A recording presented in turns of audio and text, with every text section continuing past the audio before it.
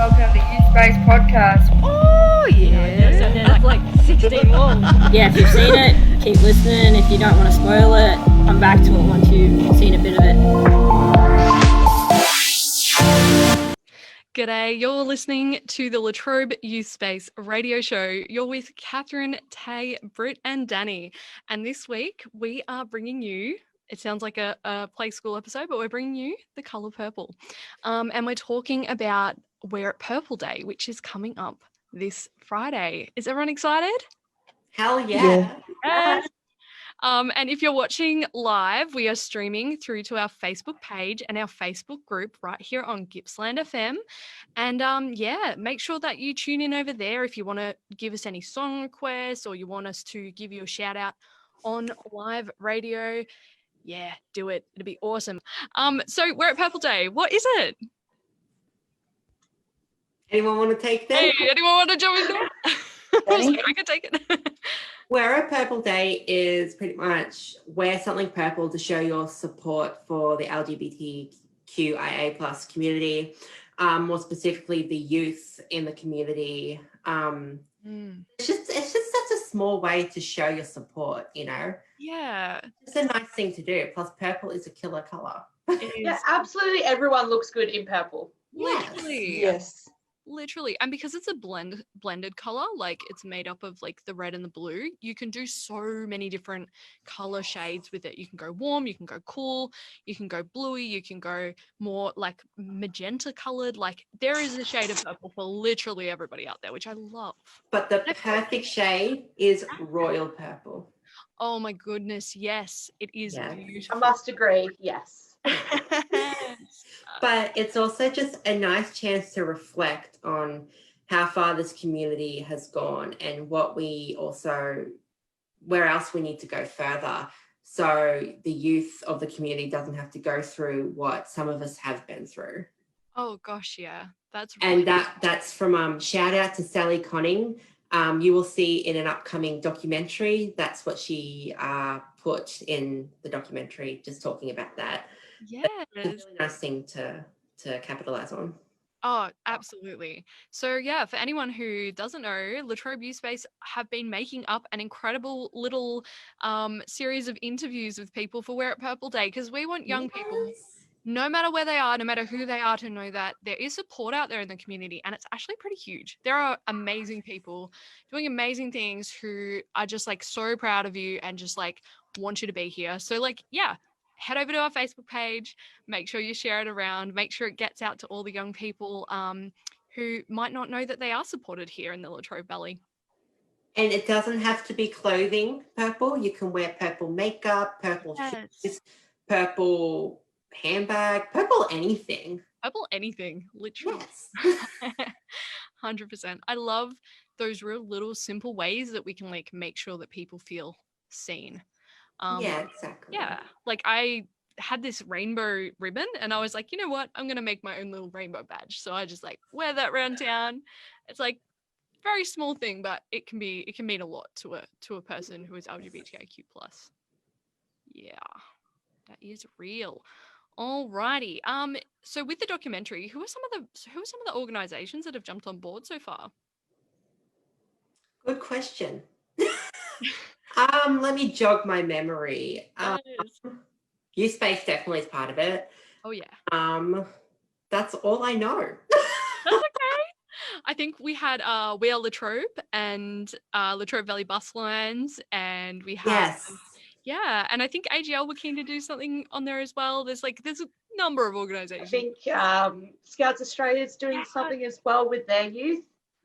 So shout out to them. Big shout. Some of our 12 to 25-year-olds amongst that are actually putting their own little videos on to send to us. I love that. That is so cool. And then I think Aussie Broadband as well might be doing something for us. Yes. Oh, that's exciting. Oh, and we've also got the Queers Are Here have a couple of videos in there as well, which is really cool. Awesome. That's an adult social support group for queer people on Facebook. Oh, that's wonderful. Yes. Yes, there's so many and it's so exciting. It's like, you're not alone. Thinking about your own experiences, those who join me today, Wear It Purple Day, what has it meant to you? If you have seen people wear it purple or celebrated Wear It Purple in the past, and also, what do you think the impact that it can have, those sorts of days can have on, queer young people? I think I never noticed it when obviously in high school. Even in recent years, I've never actually noticed it, never knew about it, never seen people wearing purple. And it sucks that we're in lockdown because now that I'm aware of it, I would love to have seen someone down the street with purple and I would have been like, hey. But looking back, if to my days in school, if I had seen that, it would have meant so much to know that I'm not alone. Yeah, 100%. And I think that's the impact you really do have on a community. You might not realize it, but someone who's feeling isolated, alone, not like thinking they're freaks, thinking that they're not worth it, seeing something purple, just that tiny little hint of purple, you think, okay, I'm not alone. And I think that's what this whole day is really about. Oh, 100%.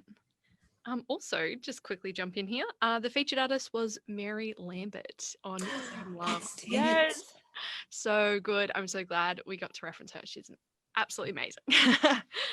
Yeah, that is such a good point, Danny. It has a huge impact. How about yourself, Tambrit? What sort of impact do you think this day, can have on LGBTIQ plus young people?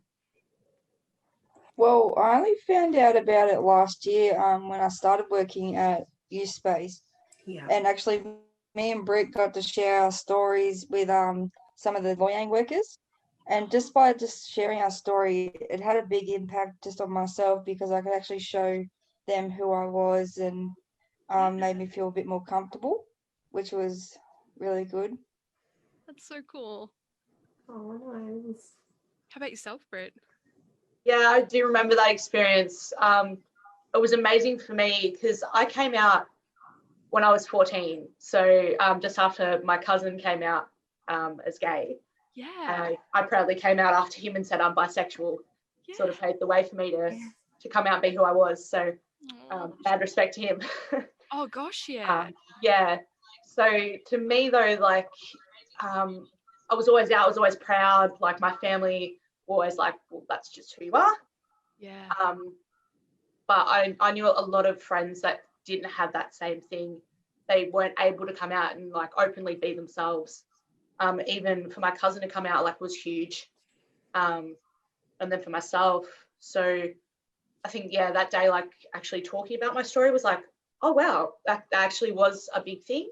And like things like Wear It Purple Day are huge for a lot of people, just to be able to go, okay, I'm not alone and my story matters. Yeah. Yeah. It's such a big deal. And like even what you were saying about having your cousin come out and pave the way for you, isn't it incredibly powerful what other people's bravery can do to help us feel like maybe there's a chance that we can do the same or that we can be ourselves? It's really special. I totally understand that feeling myself. I'm non-binary, as a lot of people know in the community. I'm just like, oh yeah, I'm non-binary. Hey. I go by they them pronouns, and it's been hard, to be honest. There's been a lot of haters. You need to calm down. A lot of haters, a lot of people. Yeah. But for every hater, there has also been amazing and supportive people who've really tried to understand, who've really tried to get their head around the pronouns. And I know it's not easy at first, it takes time, and have done that because they care about me and they care about how I feel. And I feel like days like Wear It Purple Day allow those people a really simple way to just be a bit more visible to those in the community who might be questioning their identity or who might be struggling, and just know who their allies are. I think that's the biggest thing, is like, if you don't know that you have allies or that you are liked, then the negative voices are the only voices you're hearing. And I think that's where a lot of allies don't realize the power that they can have just by wearing like a rainbow badge or, celebrating Wear It Purple. It's a huge power. It actually can change lives. It can save lives. It has, I suppose, coming out for me and like figuring myself out has saved my life, and it does save save lives. So yeah, wear it purple, everybody. It has a huge impact, what are some of the barriers that you think that because we have talked a lot about like how there is a fair bit of hope, and Same Love highlights that. It was written after gay marriage laws were passed in the US unanimously, and so exciting. And it came out right about the time that we were going through our own plebiscite, which was honestly that song. It was so loaded with emotion at that time because we were on this brink of like having the whole nation decide the future of gay relationships, which was horrifying and really, really and not positive on mental health. And that song came out and we're just like, hope.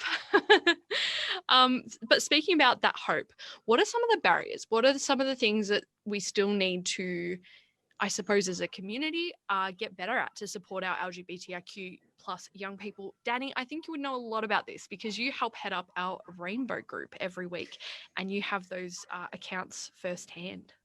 Yes, I think, look, it needs to be a lot more talked about at schools. I know in schools it's such a subject that, oh, we shouldn't talk about it. Like, or people are afraid to talk about it because they're afraid to say the wrong thing. But you know what? Say the wrong thing. It's how you educate yourself. Yeah. And you realize, oh my God, I've been saying the wrong pronouns. But I think it needs to be just acknowledged. Like, we talk about different cultures, different religions in schools. Why not talk about LGBTQIA plus representation? Oh, yeah.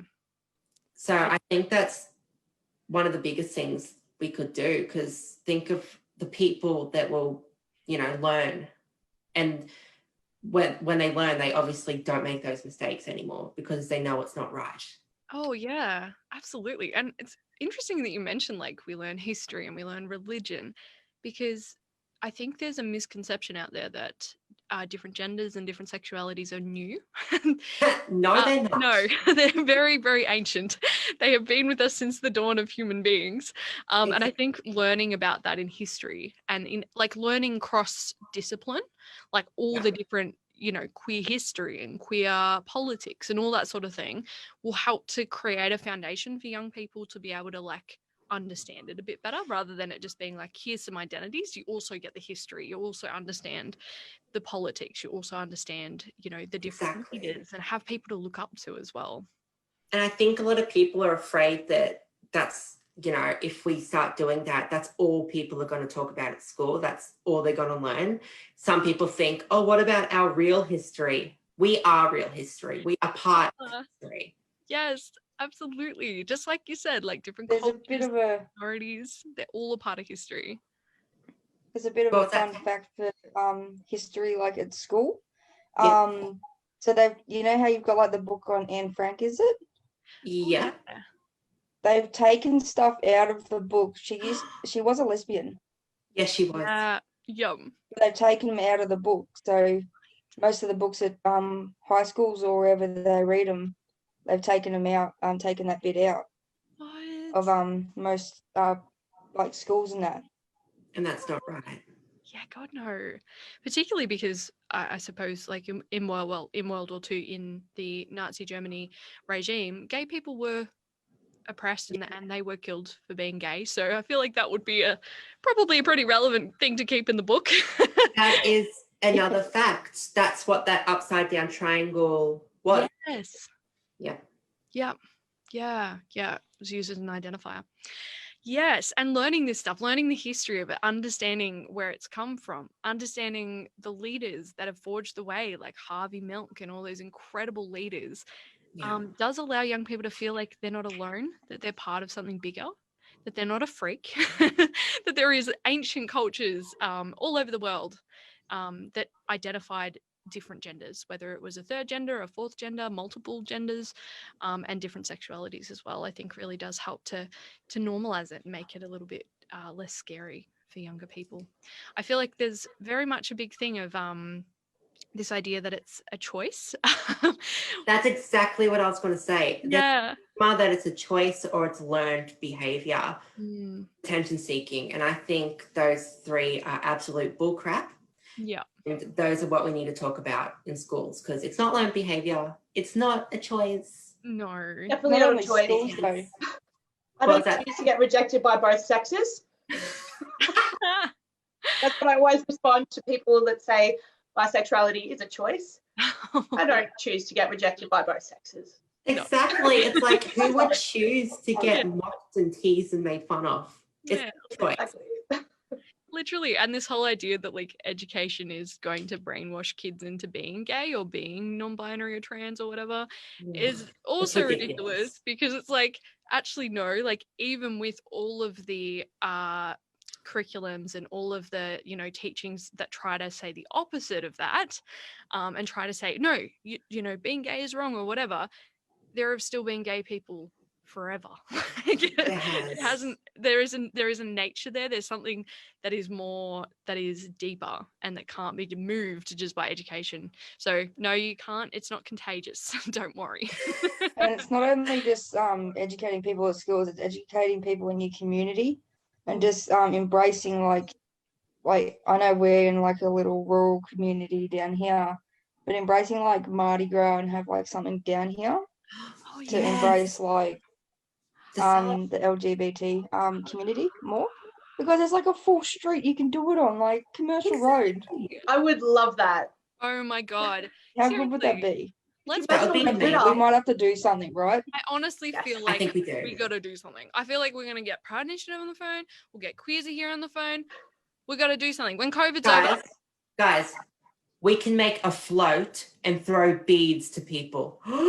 What? Why be? I have heaps of beads. We can make Glitter cannons. Yes. Oh, H&S. No.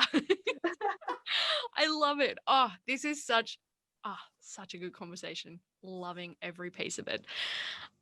Incredible. What are some of the other dates around the year, to bring us to the news? What are some of the other dates around the year that we've got that celebrate different queer identities? I know we've got Trans Awareness Day, which I believe is in March, I'm going to say. I believe so. Yeah, Trans I Awareness think Day. so. Don't quote us, people who are listening. Be wrong.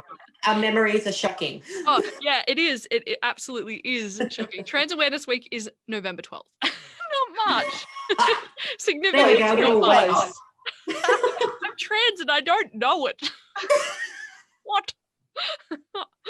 Oh, gosh. There's also Pride Month. Pride Month. That's what I We think. got a month, guys. We've got a whole month. Like, how exciting. We also did a video series for our Pride Month, if anyone wants to go back and watch that as well, as the documentary we got coming out on Friday for Wear It Purple. If you need a boost, if you know a young person that could just really use a positive message, head over to Literary Abuse Space. We've had a bunch of organizations, volunteers, young people themselves come together, staff members from Literary Abuse Space come together to basically give you their message and tell you how much they support you, they love you, they're proud of you. It is such good vibes. It's going to be amazing. So make sure you head over to our page on Friday or And afterwards. And if you want to learn a little bit more about our community, we have been working on what we call the Flag series, which episode divulges into a certain sexuality, certain identity, pretty much each flag, which will start to be uploaded very soon. Woohoo! I'm so excited. So if you want to learn some up a bit, get some new information, check it out. Yeah, absolutely. It's such a great way to get that information without having to like ask people really awkward questions. And it's just through a casual conversation. Exactly. And that's what makes it, easy to take in. Yes, 100%. So we've just been chatting about the impact that days like Wear It Purple Day can have. And Wear It Purple Day is for LGBTIQ plus youth. So it's a really important day to get out and wear your purple things. Doesn't matter what it is, earrings, boots, shoes, bags, just to show your support for these young people who might be struggling and who might be feeling alone. It's really important for a lot of reasons. Like there's actually a statistic around the trans community that 1 in 2 trans people will try to commit suicide in their lifetime. If you are struggling with your mental health, you can always call Lifeline on 131114. There's also the LGBTIQ plus switchboard, which is an amazing service, all led by queer people, LGBTIQ plus people. So all the counsellors are LGBTIQ plus themselves, so you can guarantee that they will understand what you're going through a little bit better, which is always nice. And you can give them a call on 1-800-184-527. That was Hayley Kiyoko with Girls Like Girls, and Hayley Kiyoko has been dubbed Lesbian Jesus. Where did that come from? Was that her fan base? I think so. Yes, I love it. I think it's very accurate. Such a wholesome person doing such amazing things for the LGBTIQ plus community and for the world in general. So heading on to a bit of a lighter subject. When you think of the color purple, is the color purple, let's just start with this. Is the color purple something that you even like? Do you like it? Why do you like it? What does it like mean to you? What does it make you think of when you think about it? Do you have weird memories associated with purple that would just like put you right off or like made you love it? I have two memories. I always think of the Color Purple movie. Oh, yeah. Brilliant movie. Yeah. Gorgeous. Got Oprah, Whoopi Goldberg in it. Oh, yeah. But what I think about it, for those who have seen American Horror Story, there's this season where it's just all about sass. So there's this nasty receptionist lady who's wearing a light shade of purple, and she's just snapping at this person. And she doesn't realize that the person's a witch. So she puts him in a trance, and then she goes, "Don't remember, darling. Oh, remember, darling, that shade of purple's for royalty, not middle management." It just walks off. And I'm just like, sass. I loved it. Amazing. I think of purple. I think of that insult. Because it's just classic line. It's so funny. So cool. I love it so much. How about yourself, Tay? When I think of, I do like the color purple. It's one of my favorite colors. Yes. When I think of purple, it just reminds me of just calm, because it's just a natural color. Like, it's just a neutral color in between like the color wheel. So you've got like the reds and whatever. I can't remember the color wheel to save my life. But yeah, it's just like right in the middle, and it's just like a calming color. And like the song, I've just got a song that just goes straight through, which is Purple Rain, which is really a great song. I love that song. So good. I love that. I also love the color purple. It is a magical color. I think growing up, I was very much like, I love blue, because I was like, I didn't know it was non-binary yet. And I'm like, I love blue because I don't want to be girly, because I don't like girly things. And then I was like, as I got older, I'm like, purple. I'm in the middle. I'm pink and blue. Yes.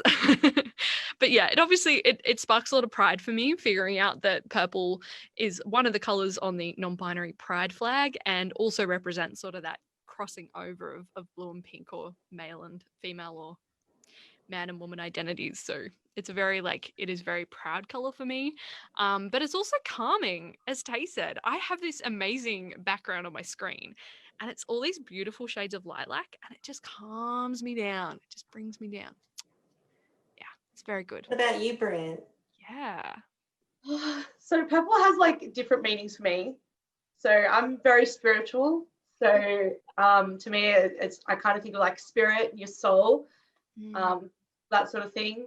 But then I also have like funny memories, because in Scouts there's like one badge. It's like bright purple. It's our World Scout badge. It's really cute. And it's round, and it is the hardest badge to sew onto any uniform. And I always remember from like a very young age and being like, I go sew this onto your uniform, and I'd be like, oh no, I can't sew. Same. So I always remember like as a young kid having to go to people and be like, can you sew my badge on, please? That's such a mood. Oh my God. Trying to sew like rounded things is just, it's a nightmare. I went into the sewing class and I still can't sew in a circle. Literally. Literally. I can run in circles mentally. Can't sew Oh, anything. I can't believe I didn't think of this, but Oh. it's like a huge part of my childhood. I lived in Traralgon South on the top of the hill in a purple house surrounded by purple lavender. What? I think of this. That is incredible. What a And like, cool place to live. yeah, and as you guys know, lavender and the color purple is such a big stress reliever. So I moved out of that house and into like, I'm in like a yellow brick house now. It's like stress, stress, stress. Oh my goodness. Yeah, yellow is the color of sickness and madness. Oh my god, yellow's my favorite color. It's beautiful. Why the yellow hate? Frida Kahlo used to use yellow to represent sickness and madness in her painting. So I was just like, oh yeah, I'll just jump on that bandwagon. That'll be fun.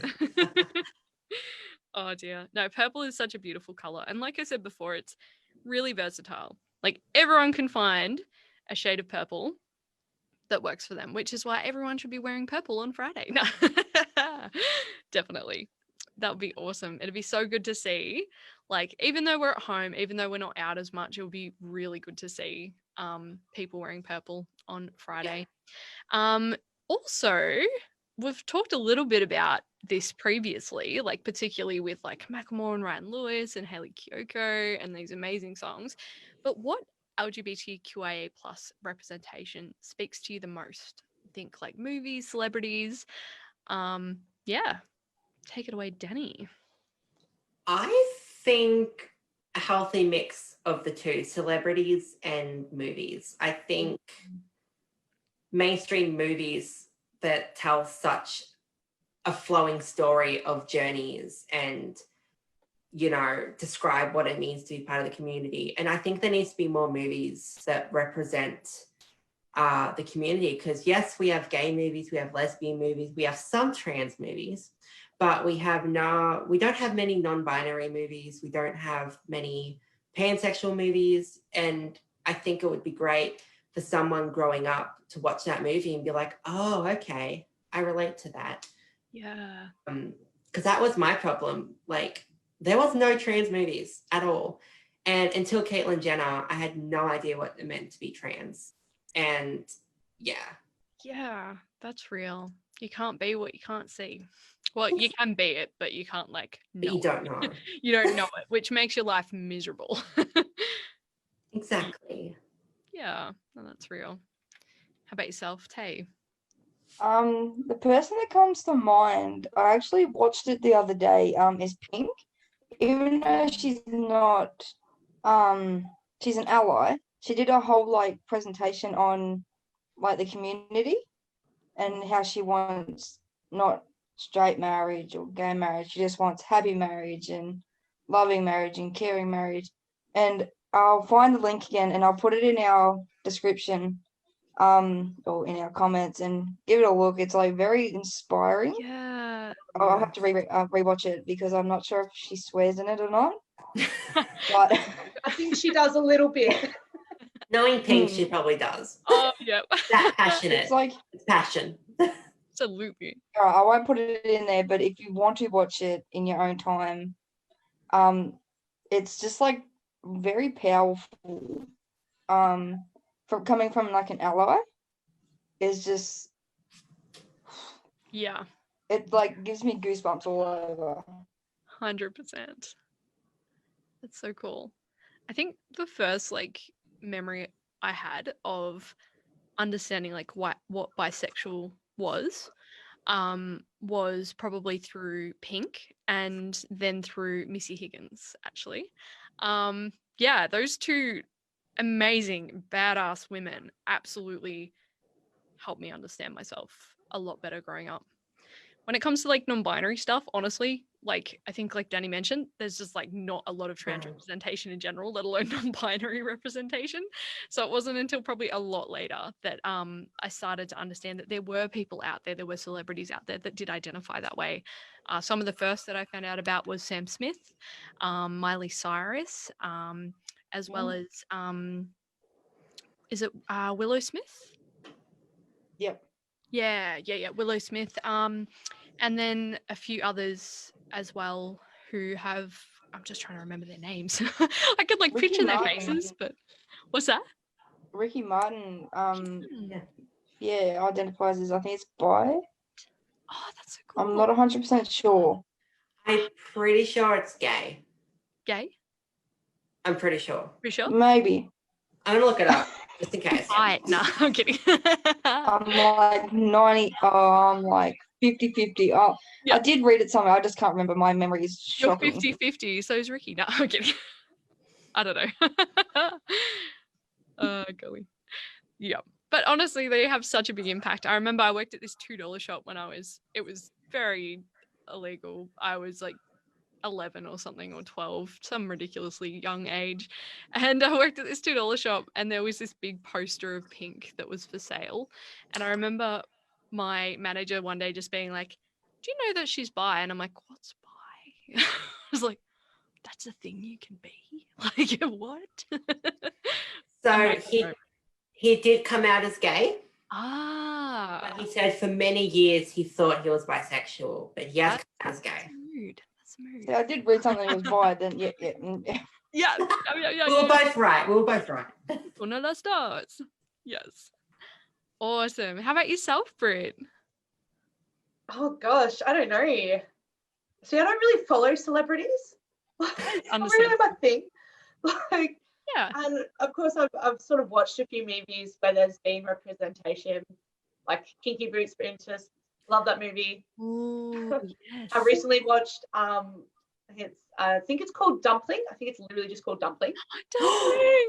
With I love Binge and the drag queens. Yeah. Yes. Amazing. And just like her like journey of learning how to be herself and love herself, and then like those amazing queens teaching her, you know, just be yourself, be proud. I was like, oh, yeah. And then you see Jennifer Aniston walk out in a replica Dolly Parton bedazzled jumpsuit. Right. How beautiful was that outfit? It was amazing. Yes. And who was the non-binary classmate?